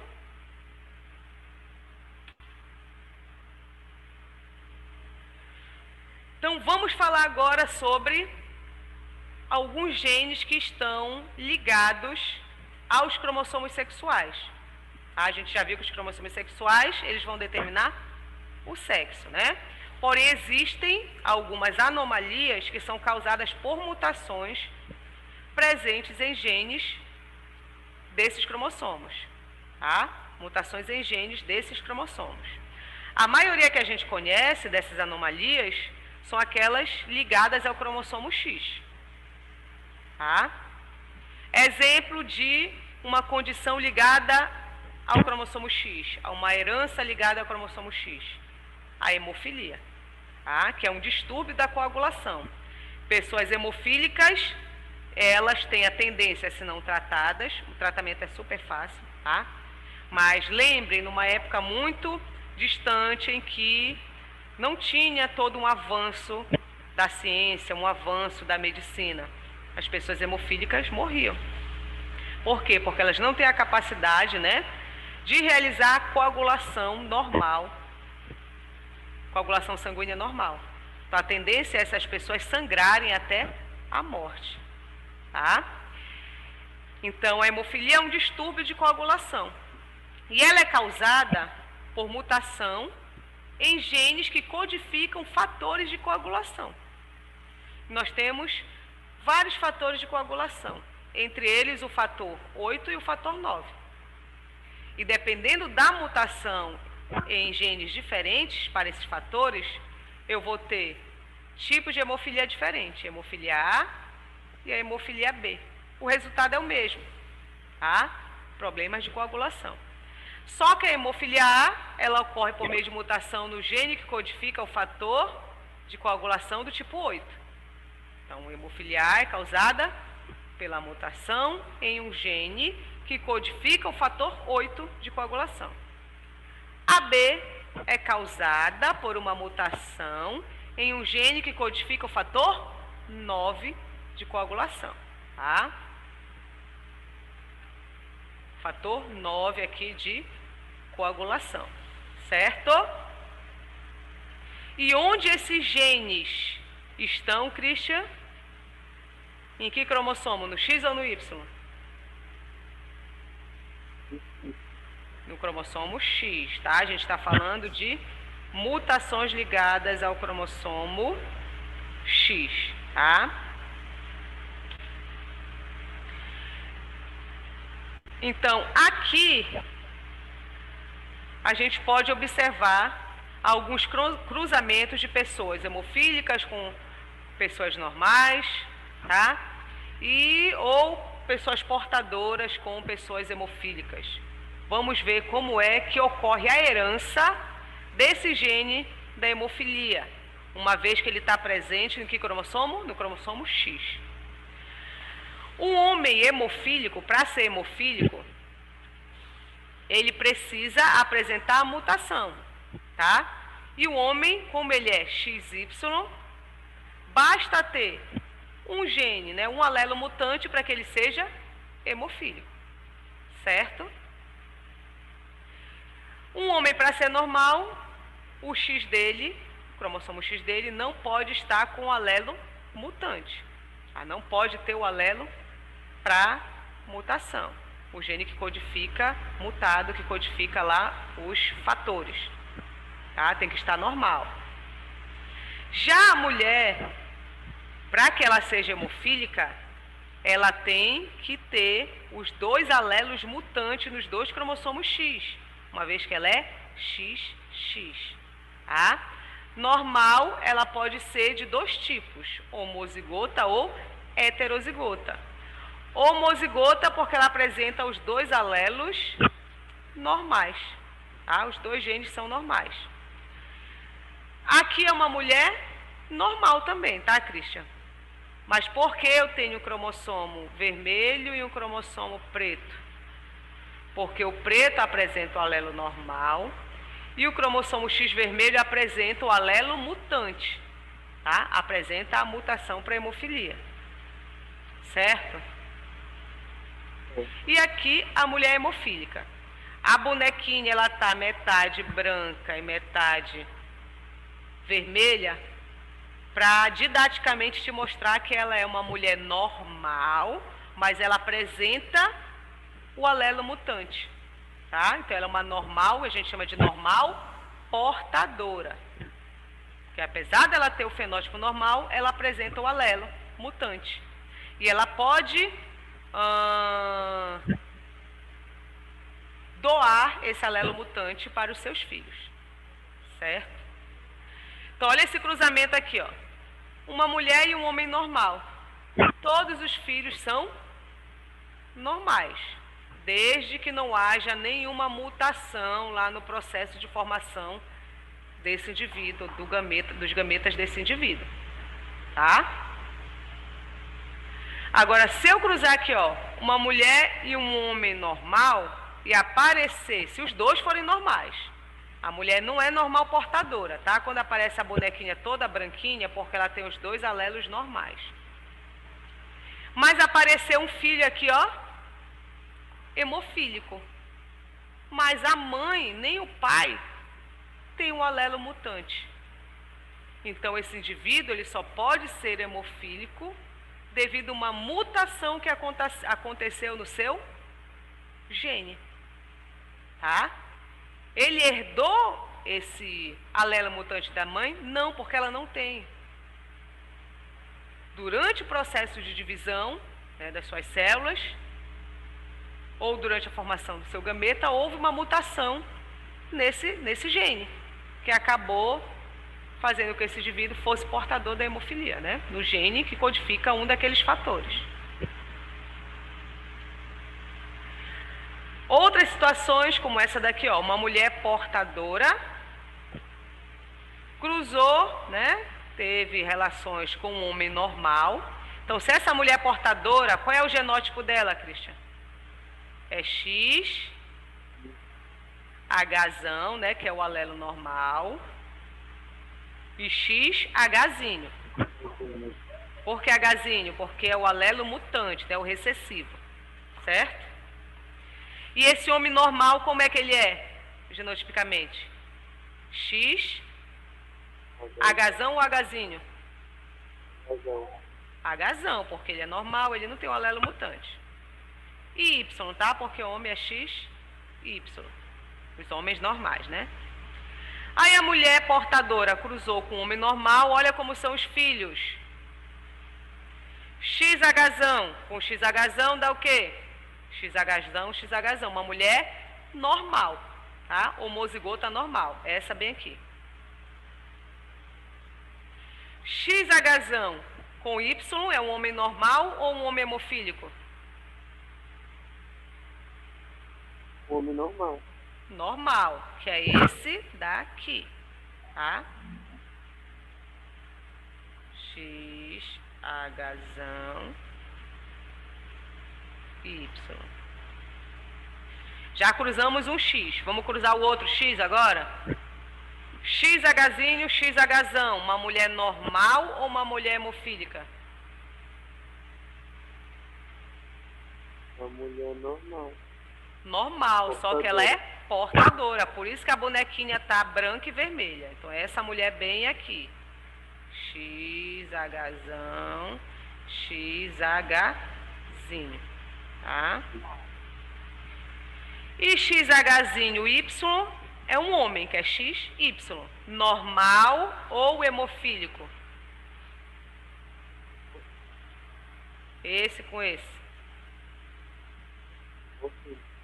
Hemofílico, né? Porque ele apresenta o alelo mutante. O homem basta ter um alelo mutante para que ele seja afetado, para que ele seja hemofílico. Por quê? Porque ele só tem um cromossomo X. Ok? Então é um homem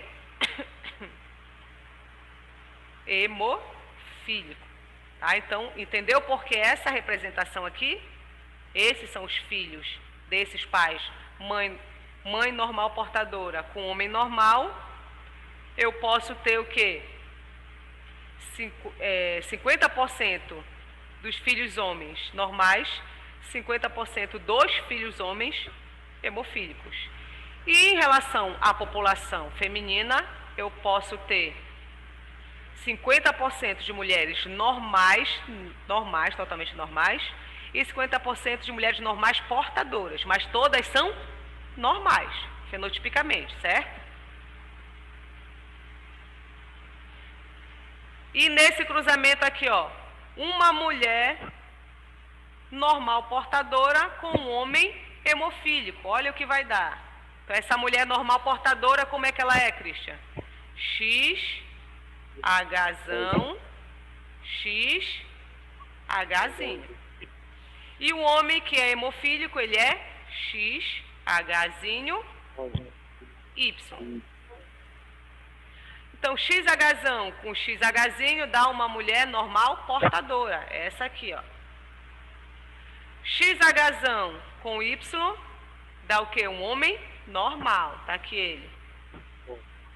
Tá?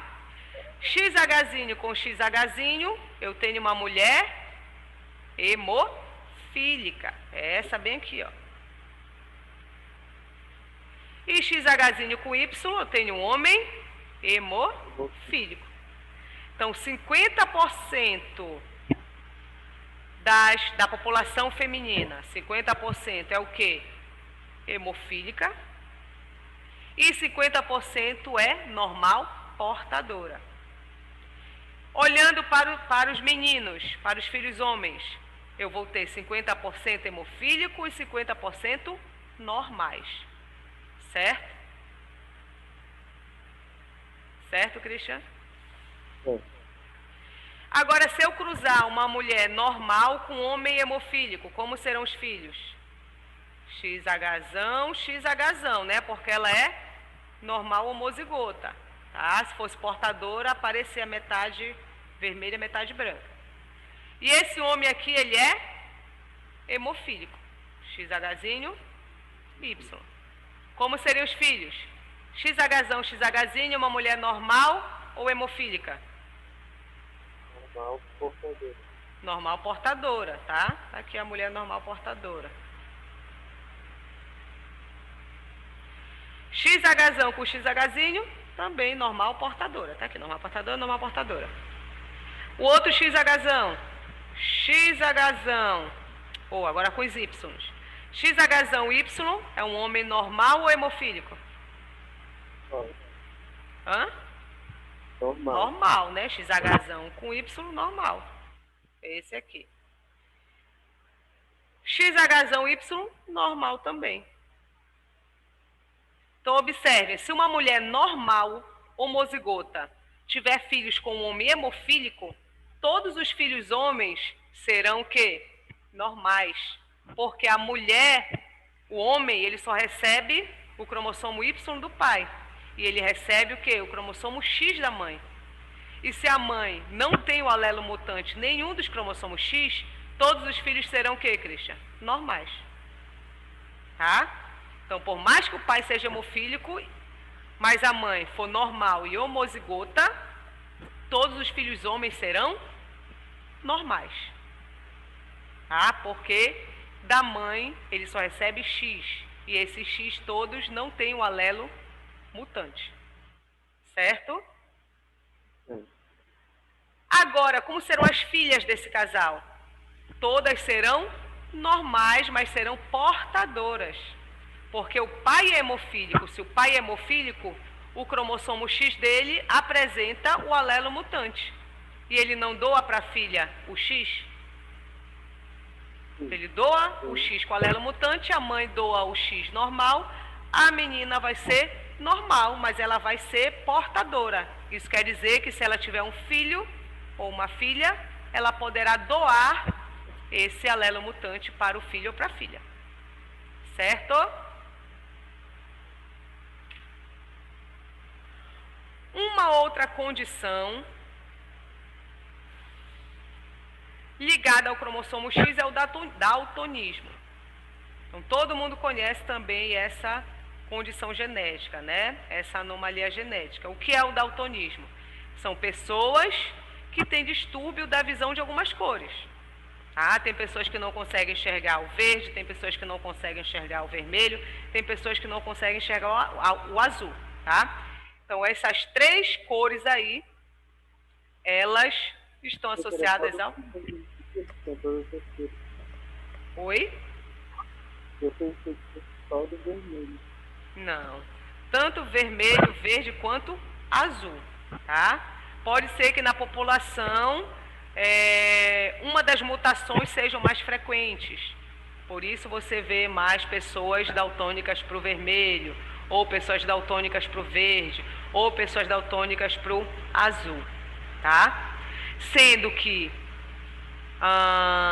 do distúrbio para essas 3 cores, existe uma associação com o cromossomo X, apenas 2 têm associação com o cromossomo X, tá?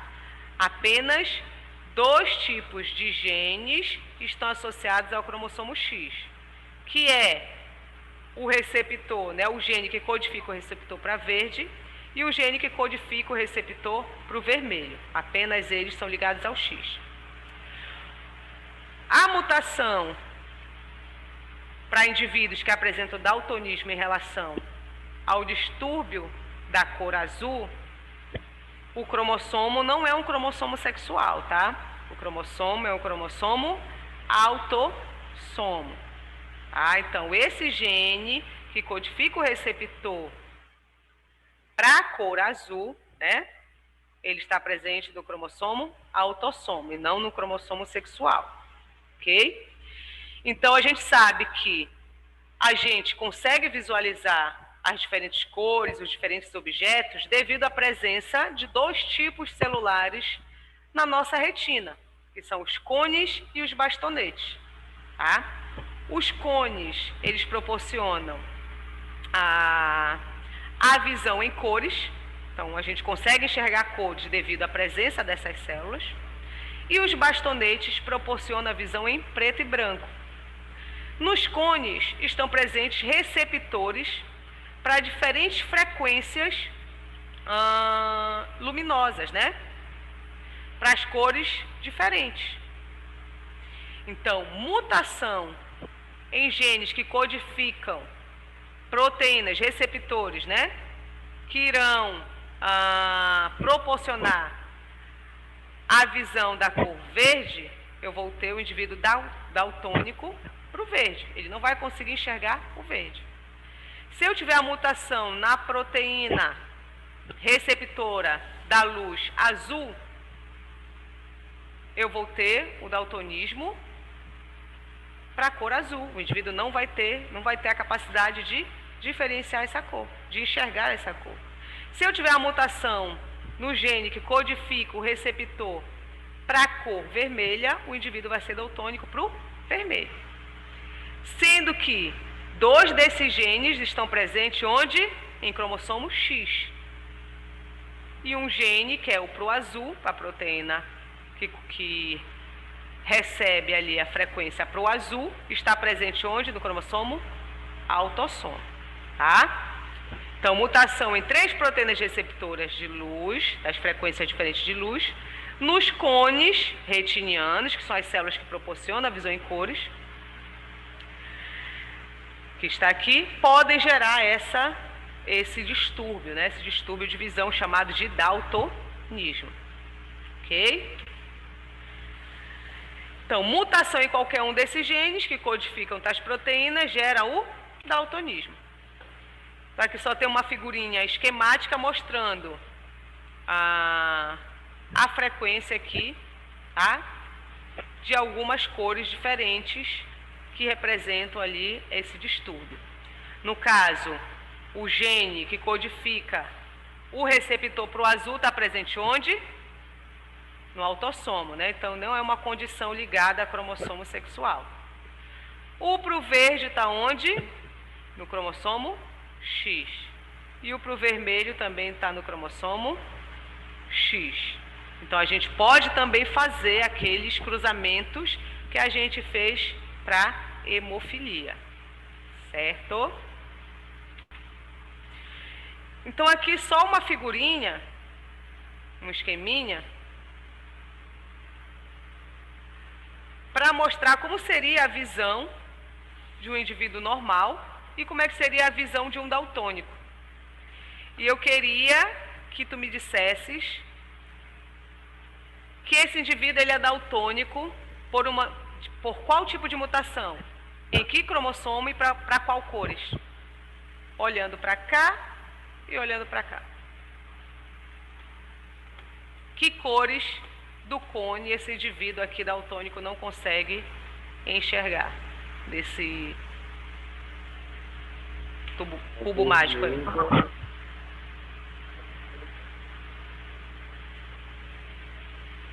Vermelho e o vermelho e o verde, ó.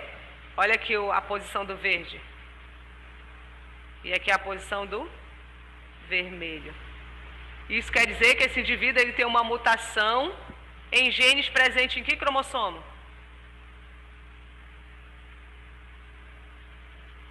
Sexual ou não sexual? Sexual. E qual dos cromossomos sexuais? Cromossomo X. No cromossomo X.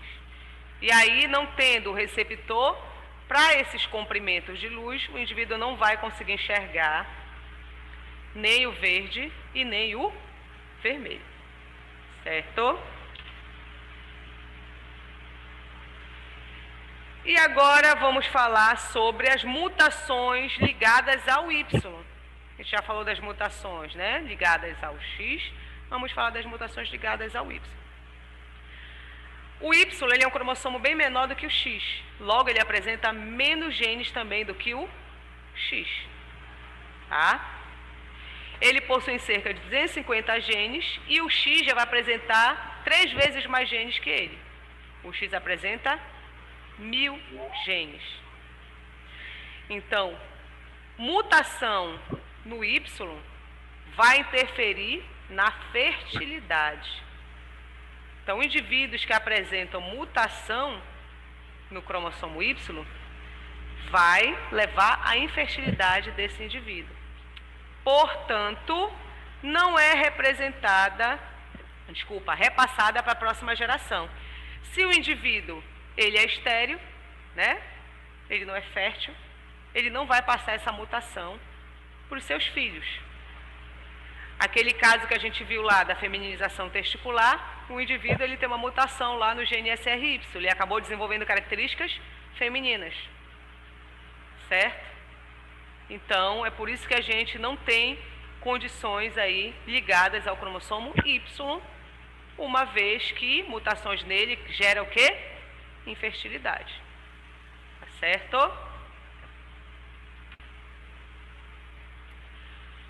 Vamos terminar isso aqui na próxima aula, tá? Genes homólogos presentes em X e Y. E tá faltando só mais um pouquinho, algumas coisinhas para a gente terminar, tá? E na próxima aula a gente vai finalizar esse conteúdo e falando também sobre doses diferentes de genes, o que isso pode causar, tá, no indivíduo, compensação de dose. E vamos resolver exercício também na próxima aula, tá? Para a gente fixar o que a gente já viu até aqui. Tudo certo? Então, Então, por hoje a gente fica por aqui e até a próxima aula, Christian. Boa noite para você. Boa noite para todos.